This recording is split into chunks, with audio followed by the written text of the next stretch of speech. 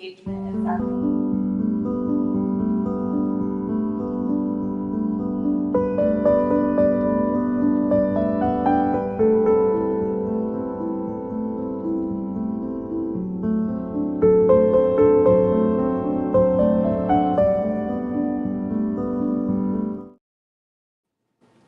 Hi everyone, today our family engagement is on Adolescent Guide to Conflict Resolution and Problem Solving.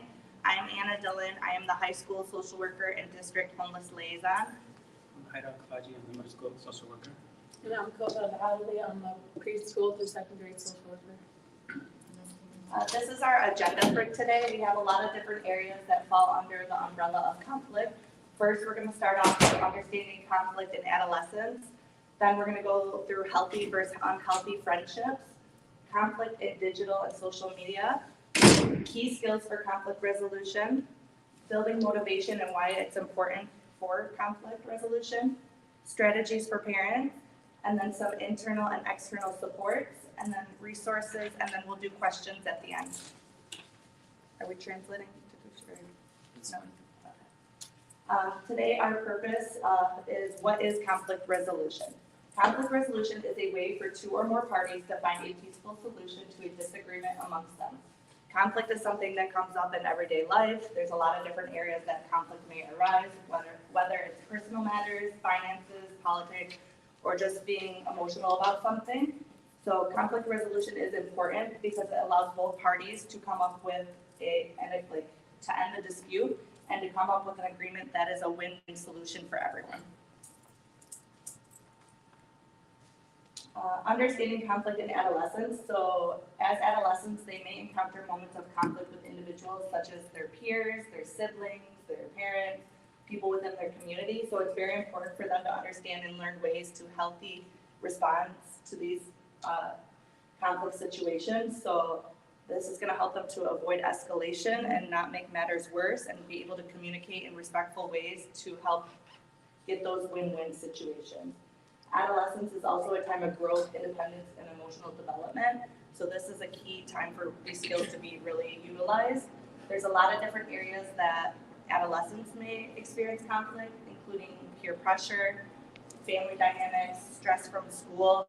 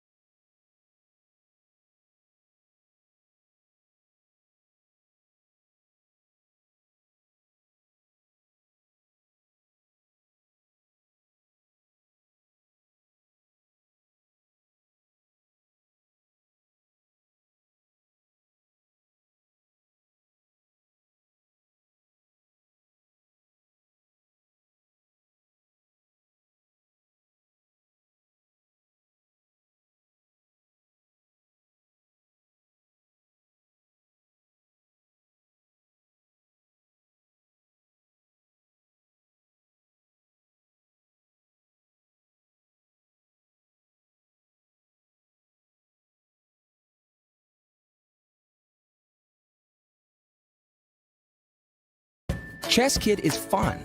Chess is great for the brain, but it's also fun to play. And Chess Kid makes it easy to have fun. Whether your child is a total beginner or a prodigy, they can hop on and find a well-matched opponent from around the world at any time. Chess Kid is the safe, parent-approved way for your child to play chess online. Chess Kid is educational. To kids, it feels just like playing, but chess is a great way to learn patience, strategy, and critical thinking. Chess Kid features a comprehensive training program that guides kids to level up on their way to mastery. This curriculum is designed to work with Common Core standards and global educational guidelines. There are more than 50,000 chess puzzles and a whole library of entertaining videos that teach strategies, tactics, openings, and endgames specifically for kids. Chess Kid is easy. Whether you're a parent helping your child, a coach managing dozens of kids, or a school of hundreds, Chess Kid helps you organize your students and monitor their progress. Each child receives a weekly report card that shows how many lessons, puzzles, and games were completed. So I'm just going to restart this one over. Like I was saying, healthy versus unhealthy friendships, it's really important to identify those and talk about those type of friendships with your teens. So that way they can choose friendships that are going to help them and motivate them and lift them up rather than bring them down. So signs of a healthy friendship, they respect your boundaries and opinions. So if you tell them to stop doing something, they respect that and stop and they don't keep doing it. Support your goals and success. They're there to lift you up, motivate you, encourage you. Disagree without being mean or rude. So like I said, we're not gonna all agree on everything, but let's disagree in ways that's not rude or disrespectful. Take responsibility and apologize. Everybody makes mistakes. It's okay. Like talk about it, talk it through, take responsibility and learn from that mistake, you know? And then make you feel safe and accepted. These are people that you feel comfortable around. You don't feel anxious, you don't feel pressured. Whereas red flags for an unhealthy friend is they pressure you to do things that you don't want to do. So that's that peer pressure. They make you feel like you have to do something to be their friend. That's not a good sign. Maybe they use silent treatment, jealousy, manipulation as tactics to make you do things, which is not good. Tries to bring you down. So maybe they talk about you, even if they're saying, oh, it's just a joke, but they keep doing it and you set that boundary and say, I don't like that, and they keep doing that, that's not a good friend. Makes you feel guilty for setting those boundaries. So they're like, oh, why are you doing that? You have the right to set those boundaries, right? They shouldn't keep doing those things to you.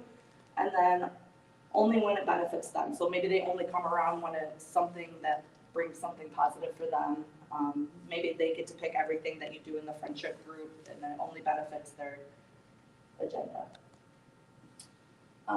So let's relate this to conflict resolution. So healthy friendships, you're going to be able to communicate more and you're going to be able to have those conflicts less often. Whereas unhealthy friendships, those conflicts are going to rise more often and it's going to cause more issues. So healthy conflict in friendships, so there's disagreements, are handled respectfully without intimidation. Both individuals feel heard and validated. Each side gets to share how they're feeling and what's going on. They're taking responsibility, apologies are happening, they're putting in that repair effort to fix the friendship. Personal boundaries are acknowledged and respected, and the relationship stays supportive and emotionally safe. So it keeps continuing to be positive. Whereas unhealthy conflict in friendships, maybe there's that ongoing drama, there's the gossip, exclusion, humiliation. Maybe there's that power imbalance, they're always in control, they're pressuring you to do things. There's fear of expressing your thoughts, needs, or boundaries. So if you feel uncomfortable setting those boundaries, that might be a sign that this friendship is not healthy. Repeated conflict, so you keep having the same conflict over and over again and they're not respecting you, and there's no resolution, that might be a sign that you need to step away from that friendship. The relationship contributes to stress, anxiety, or reduced self-esteem. If they're bringing you down, you're feeling bad about yourself, that's not a good friendship. So how can parents support? I think it's really important to maintain that open, non-judgmental communication with your children and just talking about friendships, what healthy friendships look like, modeling with your own friendships, reinforce assertive communication. So assertive is just being, you're standing up for your rights, but you're doing it in a respectful way. You're not being rude or disrespectful, but you're saying what you need and want, and making sure those boundaries are set, so that way it could be a healthy friendship. Help them identify the early warning signs of unhealthy dynamics. So if you start noticing these unhealthy dynamics, help them to see well, maybe that's not the best situation for you because it keeps happening over and over again. Like, how does that make you feel? Provide guidance and intervene when conflict escalates to bullying or emotional harm. You as the parent have every right to step in and say, hey, this is not being handled within the friendship group. I'm going to take my matters into my own hands and maybe reach out to the school or reach out to, if it's within the family, just to resolve those issues to make sure that nothing goes further. So now we're going to talk about conflict in digital and social media. This is something we've seen a lot happening. There's a lot of different ways that conflict can arise. So one way is cyberbullying. So this looks like hurtful messages, rumors, exclusion, public embarrassment online. So ways that we can try to reduce this is, continue those conversations. Talk about online behavior. Make sure we're monitoring and make sure our kids are not on either websites or apps that are not geared towards their age. Teaching them how to block or report or have those privacy settings met so they're not talking to people that they don't know. Making sure that you're following your team's account, review their friend list, check in with the messages and make sure you're talking to your teen about these things. Then there's cancel culture or public call-outs. So this looks like students being publicly criticized, excluded, or pressured online for posts or comments. Same thing, talk to your kids about their digital footprints. What you put online stays online. People can screenshot it. They can take it very quickly before you take it off. So make sure whatever you're putting out there is something positive and not anything negative, because they can follow you all the way, maybe even to college applications. They might see that this was something that was big and posted and they won't accept you. Encourage empathy and thinking before we post. So always think, just like you think before you speak, think before you post online. Help teams understand that mistakes happen. We do make mistakes, we learn from it, we grow from it. And then periodically review their posts, privacy settings, have those communication and talk about it periodically, and try to really instill in them what are positive ways to use online tools versus it resulting in conflict. Misinformation and rumors. So what does it look like? So false stories, rumors spreading quickly about different things. Again, teach your teens to fact check. Is this true? Should we post this?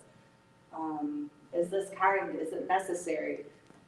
Discuss how quickly rumors can harm somebody. How would you feel if there was a rumor about you that got online? How would this make you feel? So again, having that communication, talking with them regularly about, what's going on. Privacy violations, what it looks like. So sharing screenshots, private messages, photos, or personal information without your permission. So again, reminding your team, if you don't want it shared publicly, don't send it to somebody. Even if you think they're your best friend, don't send anything that you wouldn't want posted. Review privacy settings together so that you can make sure that they're not talking to people that they don't know. Encourage strong passwords and not sharing accounts. Even if it's your best friend, do not share your password. We've had many issues where friends have gotten passwords and then they pretend they're posting as that person, right? So then it gets both of you guys in trouble. So it's not a good situation, and it's something that you shouldn't be sharing.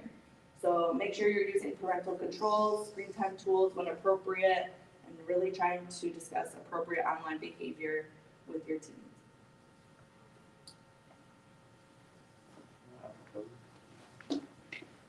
All right, key skills for conflict resolution. Adolescents face conflicts in various areas of life, friendship, family, schools, and social settings. Developing conflict resolution skills helps them navigate disagreements constructively.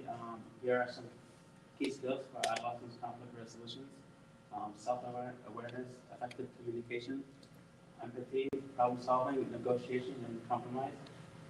Conflict, de-escalation strategies.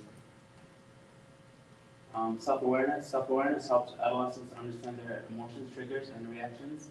By being aware of their thoughts and behaviors, they can handle conflicts more effectively and maintain healthier relationships. Recognizing emotions, how does this situation make me feel? Asking themselves, why am I feeling this way? Identifying feelings like anger, frustration, jealousy, or hurt before acting on them. Understanding how emotions influence their reactions. Identifying personal triggers, knowing what situation or words make them mad, upset. Recognizing past experience that may influence their reactions. Managing emotions, taking deep breaths, counting them, or walking away if needed. Effective communication, positive communication plays a crucial role in resolving conflicts, especially for adolescents who are learning to navigate relationships, emotions, and disagreements. The way they express themselves can either escalate or de-escalate a conflict. Using clear, respectful, and constructive communication helps foster understanding, build strong relationships, and find peaceful solutions. Active listening, paying attention, full attention, nodding, and paraphrasing what others say. Stay calm and be respectful. Focus on the problem rather than the person.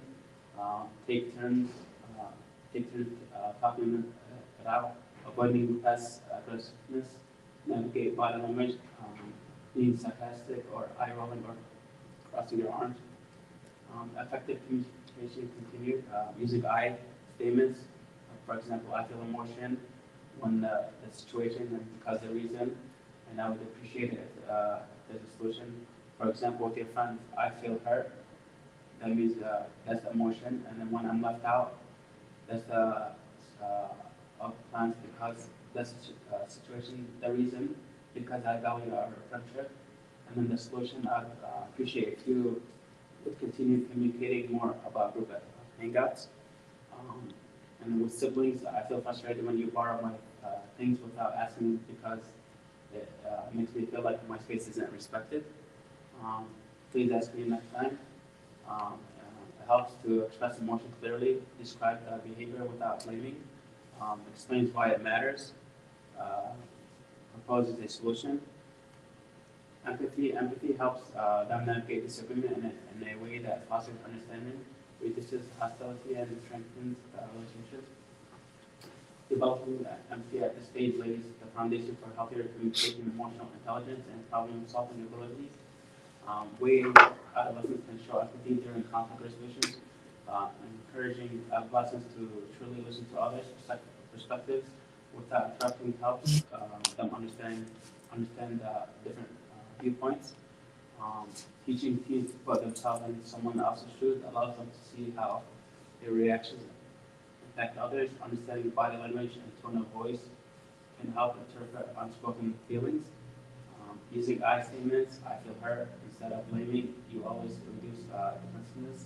Encouraging adolescents to seek win-win solutions helps resolve conflicts in a fair way. Problem solving, compromise, and negotiations. Teaching adolescents problem solving skills is essential for resolving conflicts in a constructive and respectful manner. These help them manage disagreements, reduce stress, and maintain healthy relationships. Identifying the problem clearly, teaching teens to define the root cause of the conflict, prevents miscommunication and confusion. Brainstorming the possible solution instead of reacting impulsively, teens should be encouraged to generate multiple solutions to the issue. Considering consequences, evaluating the potential impact of each solution helps in making a thoughtful decision. Compromise and negotiation, finding a middle ground where both sides feel heard and respected is a key fair resolution. Seeking help when necessary, knowing when to involve a trusted adult, mediator, or counselor can help in handling complex conflicts. Following through on an agreement, sticking together upon solutions builds trust and prevents recurrent conflicts. Conflict de-escalation strategies. Conflict de-escalation is a process of framing tense situations that prevents conflicts from escalating into arguments or fights. Adolescents who develop de-escalation skills can manage disputes more effectively, leading to healthier relationships to reduce stress. Stay calm and breathe, taking deep breaths. Keeping a steady tone helps prevent emotions from taking control. Use a neutral and respectful tone. Speaking softly, avoiding aggressive language helps diffuse tension. Take a break if needed. Stepping away from the solution to cool down prevents impulsive reactions. Listen actively without interrupting. Giving the other person a chance to express themselves shows respect and promotes understanding. Conflict de-escalation strategies continued.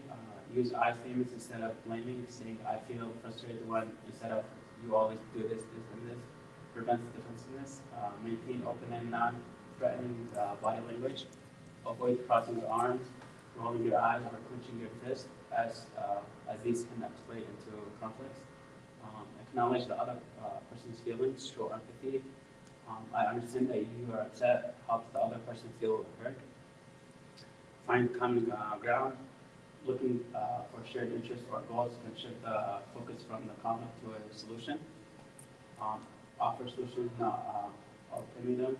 Working together to find a resolution rather than demanding specific outcomes encourages cooperation. So to continue, building motivation and why it matters for conflict resolution. So this time of year can be very draining, and when you're drained, it's hard to find motivation. And motivation doesn't just show up. You must build it with small intentional habits. And when your motivation is strong, your patience and your conflict skills are stronger too. The first thing you should do to build motivation is set meaningful goals. You could pick one short-term goal, a goal within the next few weeks. Pick one summer goal. It could be a job, a trip, a skill, or personal growth. Pick one future goal, a goal within the next year or beyond. And you could write down your goal, your why behind each goal, and clear goals give your effort direction. The second thing you could do is strengthen your mindset. And by doing this, you could focus on one assignment, one conversation, and one day at a time, instead of thinking like what's going to happen in 6 months. You focus on now and take it day by day.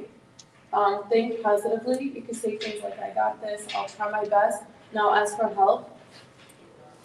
Track progress visually. You can use a checklist, a planner, and a habit tracker. And celebrate small improvements. Progress builds confidence, and confidence builds motivation. The third thing would be to protect your energy. To protect your energy, it's important to get enough sleep, take short-term movement breaks, limit distractions, especially social media, during work time, spend time with people who lift you up. Motivation is easier when your body and your brain feel balanced, and ask for help when you need it. And the fourth thing for building motivation is to create something to look forward to. This could be a summer activity, you could start a countdown, try a 30-day challenge, or set a reward for finishing strong. Anticipation and something to look forward to fuels the effort. So you might be wondering, what does motivation have to do with conflict resolution? So when your motivation is low, your patience is lower, your reactions are quicker, and small problems feel bigger. And when your motivation is strong, you pause before reacting, you think through choices, you communicate more clearly, and you handle disagreements more maturely. Okay, these are some strategies that can help with your children to resolve conflict. So as adolescents navigate conflicts with peers, family members, or authority figures, parents play a crucial role in guiding them towards healthy resolution strategies. Parents can provide support, model effective conflict management, and teach valuable skills that help teens handle disagreements constructively. So the first strategy is to model healthy conflict resolution. Adolescents learn by observing, and parents should demonstrate respectful communication, active listening, and problem solving in their own conflict. If you're resolving a conflict and you guys are yelling over each other, that's what you're modeling for your kids. So that's what they're going to see, and that's how they're going to resolve their conflicts. The second strategy is to encourage open communication. Create a safe space where teens feel comfortable discussing their conflicts without fear of judgment or punishment. We always want our children to come to us if they have a conflict and not be like scared or feel like they're being judged. Teach emotional regulation. Help teens recognize and manage their emotions before responding in heated situations. Encourage deep breathing, mindfulness, or taking a break when emotions run high. Another strategy is to promote active listening. Teach adolescents to listen without interrupting and to acknowledge the other person's perspective before responding. Some more strategies. Help them identify the root of the conflict. Guide teens in analyzing the true cause of the disagreement instead of reacting to surface level issues. Encourage problem solving and compromise. Ask open-ended questions to help them think critically about solutions instead of simply telling them what to do. Teach respectful communication. Encourage the use of I statements. I feel frustrated when, instead of blaming or name calling. Help them set boundaries. Teach teens to assert themselves respectfully and to recognize when they need to step away from toxic or unproductive conflict.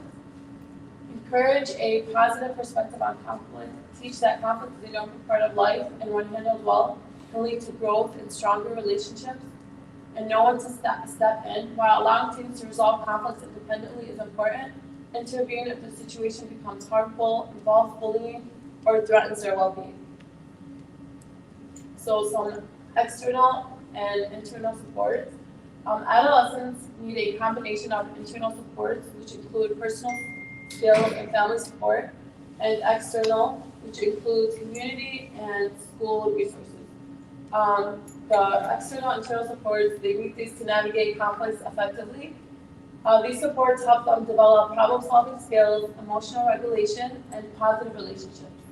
For internal supports, intern supports for conflict resolution. So for family support, this includes the parents, the guardians, siblings, all these people provide guidance. They provide a safe space to talk and model healthy conflict resolution. For parental guidance, providing a supportive, non-judgmental environment to discuss conflicts and strategies. You can have like family meetings, setting aside time for open discussions about challenges and solutions. And sibling meditation, teaching siblings how to resolve disagreements fairly and without aggression. For school support, it includes teachers, principals, social workers, dean of students, school counselors, and they could offer meditation, guidance, and emotional support for students facing conflict. For community support, that plays a vital role in helping adolescents develop conflict resolution skills. These resources provide guidance, meditation, and safe environments for resolving disputes constructively. Youth, mentors, and coaches, role models, such as mentors, coaches, and youth group leaders, can provide conflict resolution, advice, and support. Community centers and after-school programs, safe spaces where teens can build relationships and learn positive conflict management. Counseling and therapy services, professional mental health support for adolescents struggling with anger, emotional regulation, and recurrent conflict. And religious or cultural leaders, trusted community figures who can provide moral guidance and conflict mediation. So these are some resources for conflict resolution. And questions? Any questions? في حدا عنده أي سؤال؟ اوكي، نحن شو كنا عم نحكي عن الادolescent، الادolescent شو هدول؟ يعني سن المراهقة. سن المراهقة. ميدل سكول أهم شيء. So, yeah. بيحكوا أكثر عن ميدل سكول بالنسبة للتنمر بين بعض. Okay, so she's addressing for middle school students. If you can do like more sessions with them about the bullying that happen from time to time. If you can do like a group or We like. just did one for character leads where they went into the 8th grade, but we can do more of those where we did like ways to cope with anger and healthy ways to, when you are angry, what to do instead of like hurting other people's feelings, that you would, try to calm down, take a deep breath, talk it out, get a trusted adult. But Mr. Asafaj, if you also want to maybe do some additional bullying sessions. Yeah, I can go to classrooms and do sessions with the classes and talk to the middle school students. Any other questions, parents? Okay, Thank you so much. thank you so much. Thank you. Appreciate it. Have a good day. Thank you. All right.